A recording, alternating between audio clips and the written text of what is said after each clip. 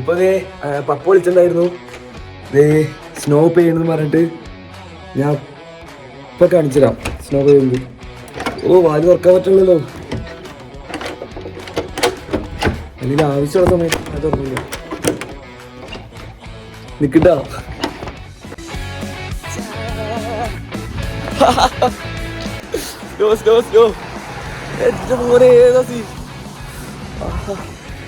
First experience ആട്ടോ snow. എന്ത് രസാ, ലൈഫ് ടൈം എക്സ്പീരിയൻസ്. ഞാൻ കിടന്ന ഡ്രസ്സ് പോലും മാറിയിട്ടില്ല.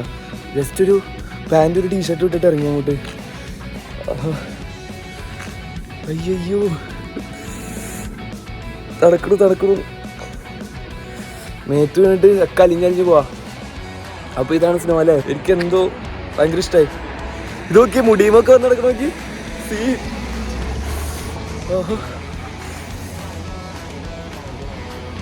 തണുപ്പുണ്ട്. ഇപ്പൊ തന്നെ അകത്തേക്ക് കയറി പോണം വീഡിയോ എടുത്തിട്ട്. ഏതോ ഇത് അടിപൊളി. ഇവിടെ ഫുള്ള് സ്നോ നിറഞ്ഞു കിടക്കാൻ കേട്ടോ. ഞാൻ കാണിച്ചുതരാം. എന്താ ഫുള്ള് സ്നോ കിടക്കാം. കൈയൊക്കെ വേദന എടുക്കണം തണുപ്പടിച്ചിട്ട്. ആ ഡ്രസ്സൊക്കെ എടുത്തിട്ട് നേരെ ഒന്നുകൂടി ഇറങ്ങട്ടെ സ്നോയിലേക്ക്. അയ്യോ എനിക്ക് പോരാ, മതിയായില്ല. എന്റെ മക്കള് പിന്നെ ഇറങ്ങാൻ പോണ്. അയ്യോ കണ്ടു മതിയായില്ല. എന്തോരം പേടിയെന്ന് അറിയോ. ഇപ്പൊ കൂടിയിട്ടാ എന്ത് രസം. പിന്നെ നോക്കി മുടിയുമൊക്കെ വന്നിരിക്കുന്ന നോക്കി. ഇനി കുറച്ച് വീഡിയോകളും കാര്യങ്ങളൊക്കെ എടുക്കട്ടെ. എൻ്റെ ഫസ്റ്റ് ടൈമാണ് ഇത്ര നല്ല സ്നോ. അടിപൊളി. കുറച്ച് വീഡിയോ എടുക്കട്ടെ. എന്തായാലും എനിക്ക് ഭയങ്കര സന്തോഷമായി. ഇതെൻ്റെ ഫസ്റ്റ് ടൈം എക്സ്പീരിയൻസാ. എന്തോ സന്തോഷം. നോക്കി മഞ്ഞ് നടക്കണ നോക്കി. എന്താല്ലേ. പക്ഷെ എനിക്ക് തോന്നുന്നു ഇത് അധികം നേരം ഇവിടെ നിൽക്കാൻ പറ്റില്ല എന്ന് തോന്നുന്നു.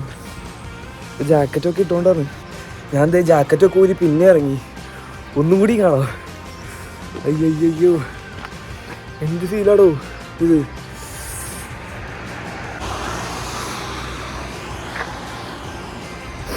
അടിപൊളി കൊള്ളാം. എന്തായാലും എനിക്ക് കണ്ടിട്ടും മതിയാവണല്ലേ.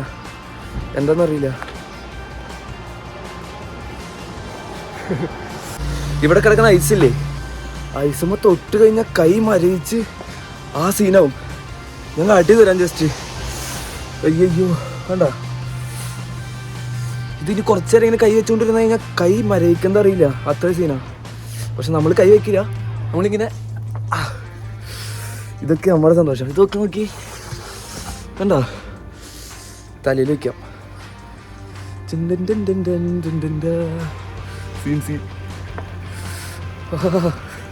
കൊള്ളാം.